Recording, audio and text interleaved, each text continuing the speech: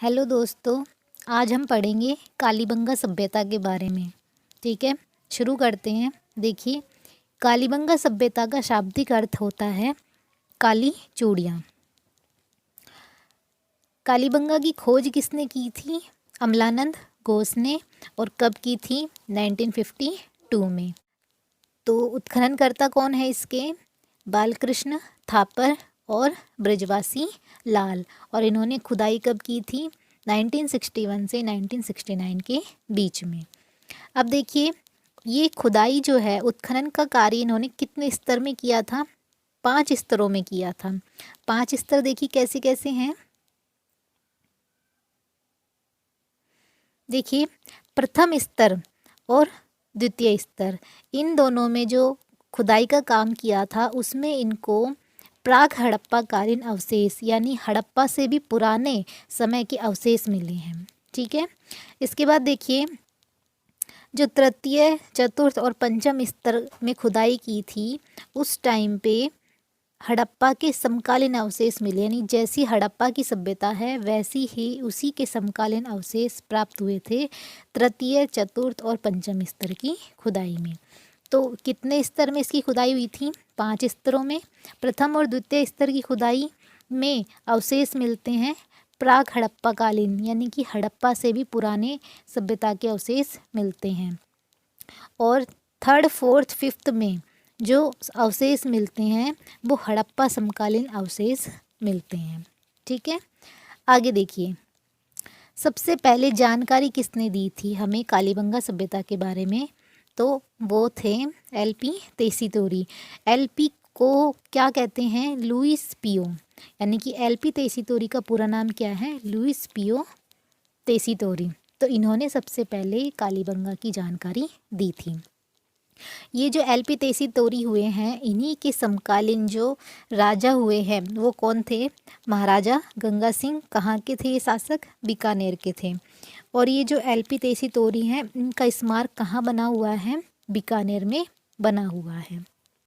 ठीक है, तो आगे देखिए, कालीबंगा के उपनाम यानी और किन किन नामों से हम कालीबंगा को जानते हैं? तो देखिए, डॉक्टर दशरथ शर्मा, इन्होंने कालीबंगा को हड़प्पा की तीसरी राजधानी कहा है।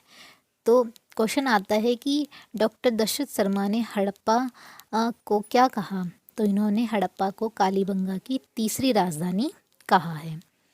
इसके बाद देखिए, कालीबंगा को दीनहीन सभ्यता, दीनहीन यानी निर्धन बस्ती कहा है, यानी कि निर्धन बस्ती होने के कारण कालीबंगा को कौन सी सभ्यता कहा है? दीनहीन सभ्यता कहा है। आगे देखिए, प्रसाधन सौंदर्य प्रेमी सभ्यता भी कालीबंगा सभ्यता को ही कहते हैं। इसके बाद देखिए, कांस्य युगीन सभ्यता, ये जो हमारी कालीबंगा सभ्यता है ये कौन सी युग में है? कांस्य युगीन सभ्यता में हुई है। इसके बाद देखिए, सिंधु घाटी सभ्यता के समकालीन है। जो हड़प्पा ये जो हम कालीबंगा सभ्यता पढ़ते हैं ये हमारी सिंधु घाटी सभ्यता के क्या है? समकालीन है। तो देखिए, इसके उपनाम हमने क्या क्या देखे। एक तो डॉक्टर दशरथ शर्मा, इन्होंने कालीबंगा को क्या कहा है? हड़प्पा की तीसरी राजधानी। इसके बाद कालीबंगा को क्या भी कहते हैं? दीनहीन सभ्यता भी कहते हैं। इसके बाद देखिए, प्रसाधन सौंदर्य प्रेमी सभ्यता भी कहते हैं। ये कांस्य युगीन सभ्यता है और सिंधु घाटी के समकालीन है। ठीक है, आगे देखिए, कालीबंगा को 2 भागों में बांटा गया है। इसमें 2 भाग कौन कौन से हुए हैं? एक तो हुआ है पश्चिमी टीला, एक हुआ है पूर्वी टीला। तो जो पश्चिमी टीला है उसको, वो सबसे बड़ा है, दुर्गीकृत है। दुर्गीकृत यानी उसमें दुर्ग बने हुए हैं और प्रशासनिक भवन है। प्रशासनिक भवन का मतलब है जहाँ पे रिहायशी लोग रहते थे। ठीक है, तो पश्चिमी टीले में कौन कौन रहते थे? एक तो प्रशासनिक भवन कहलाता है ये, और एक ये बड़ा था और दुर्गीकृत था, इसलिए ये था पश्चिमी टीला। इसके बाद आता है पूर्वी टीला। जो पूर्वी टीला है वो छोटा था, अदुर्गीकृत था, यानी उसमें दुर्ग नहीं थे और जन सामान्य के घर थे, यानी पूर्वी टीला जन सामान्य लोगों के रहने के काम में आता था। ये दोनों ही यानी पश्चिमी टीला और पूर्वी टीला दोनों ही अलग अलग परकोटे से घिरे हुए थे।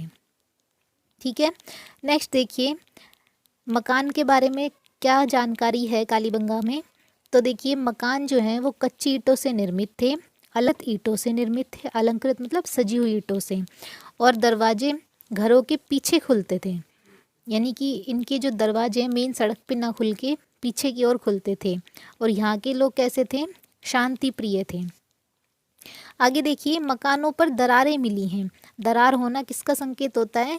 कि यहाँ पे भूकंप भी आया करते थे, यानी कि विश्व में सर्वप्रथम भूकंप के साक्ष्य हमें कहाँ से मिले हैं? कालीबंगा से, यानी प्राचीनतम साक्ष्य भूकंप के हमें कालीबंगा से प्राप्त होते हैं। नालियाँ, नालियाँ यहाँ पे कैसी बनी हुई थी? लकड़ी से निर्मित थी। ठीक है, आगे देखिए सड़कें, सड़कें कैसी थी यहाँ की? समकोण पर काटती थी। कैसे थी? समकोण पर। जैसे ये रास्ता जा रहा है तो जो सड़कें थी वो समकोण पर काटती थी। ग्रिड पद्धति पर आधारित थी, ऑक्सफोर्ड पद्धति पर आधारित थी, या जाल पद्धति, यानी इन्हीं को चाहे ग्रिड पद्धति कह दें या ऑक्सफोर्ड पद्धति कह दें या जाल पद्धति कह दें, ये सब एक ही हैं। तो ये सड़कें किस पर आधारित थी? समकोण पर काटती थी। ग्रिड पद्धति, ऑक्सफोर्ड पद्धति और जाल पद्धति पर आधारित थी। आगे देखिए ये जो कालीबंगा सभ्यता है वो कैसी सभ्यता थी? नगरीय सभ्यता थी। कैसी सभ्यता थी? नगरीय। और यहाँ पे मात्र सत्तात्मक सभ्यता थी, यानी कि मात्र शक्ति को पूजा जाता था यहाँ पे, इसलिए ये मात्र सत्तात्मक सभ्यता थी। नेक्स्ट देखिए यहाँ पे जुते हुए खेत के साक्ष्य मिले हैं। किसके साक्ष्य मिले हैं? जुते हुए खेत के, यानी कि एक साथ दो फसल को बोने की कला यहाँ पर विद्यमान थी, क्योंकि यहाँ पे जुते हुए साक्ष्य मिले हैं। इसके बाद देखिए ऊंट की अस्थियाँ मिली हैं, यानी हम साक्ष्य में पढ़ रहे हैं कि हमें कालीबंगा से क्या क्या मिला है। तो ऊंट की अस्थियाँ भी हमें कहाँ से मिली? कालीबंगा से। एक पूरा का पूरा हाथी दांत भी हमें कालीबंगा से मिला है। कुमारी देवी की मूर्ति मिली है। कुमारी देवी यानी कि फीमेल हैं ये, तभी तो इस चीज़ से पता चलता है कि यहाँ पे क्या थी? मात्र सत्तात्मक सभ्यता थी। युग्मित समाधान मिला है। युग्मित यानी जोड़े में 100 मिले हैं। इसके बाद देखिए बेलनाकार मोहरें मिली हैं। कहाँ से? कालीबंगा सभ्यता से।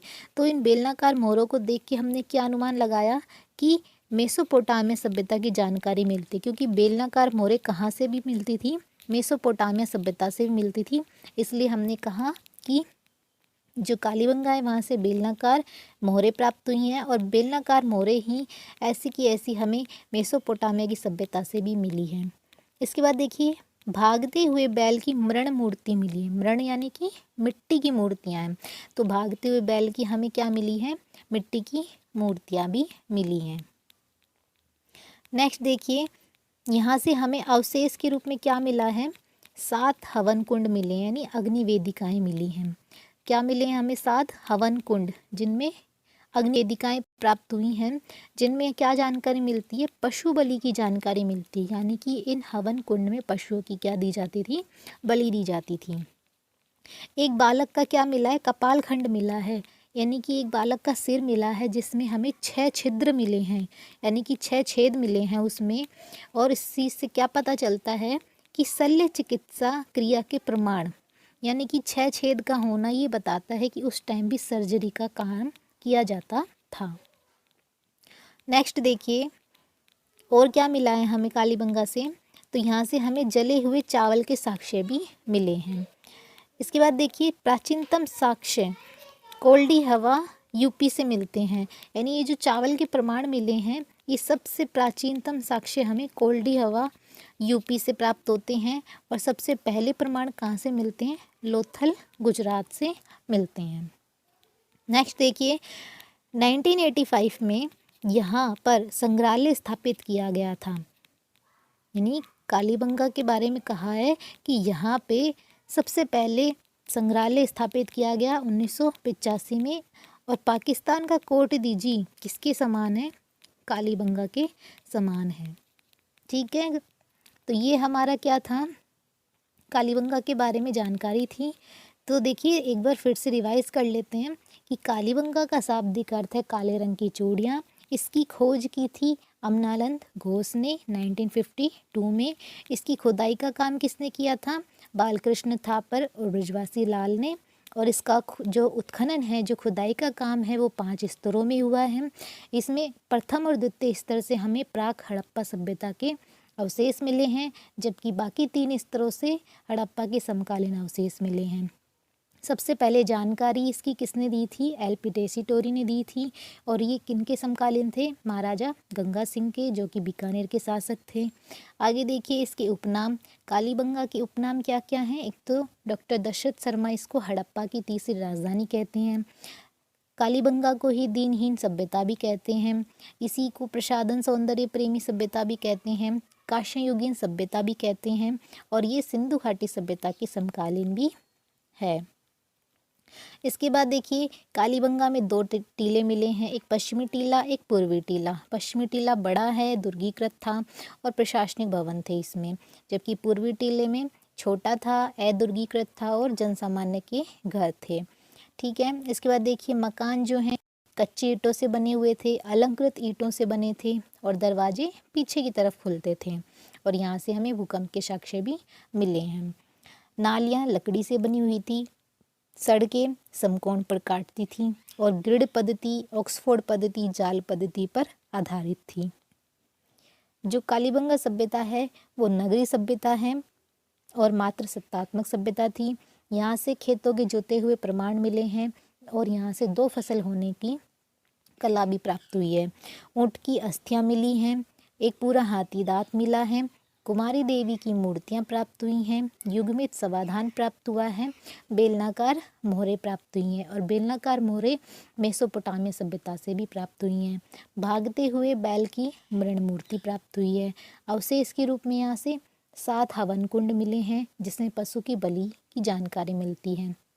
एक बालक का कपाल खंड मिला है, जिसमें 6 छिद्र थे, जो कि हमें शल्य चिकित्सा का प्रमाण के बारे में जानकारी देता है। यहाँ से हमें जले हुए चावल के साक्ष्य मिले हैं। प्राचीनतम साक्ष्य कोल्डी हवा उत्तर प्रदेश से मिलते हैं, और प्रथम साक्ष्य हमें लोथल गुजरात से मिलते हैं चावल के। ठीक है, 1985 में यहाँ पर संग्रहालय स्थापित किया गया, और पाकिस्तान का कोट दीजी कालीबंगा के समान है। तो ये हमारी कालीबंगा सभ्यता थी। आई होप गाइस आप सभी को समझ में आई होगी। धन्यवाद।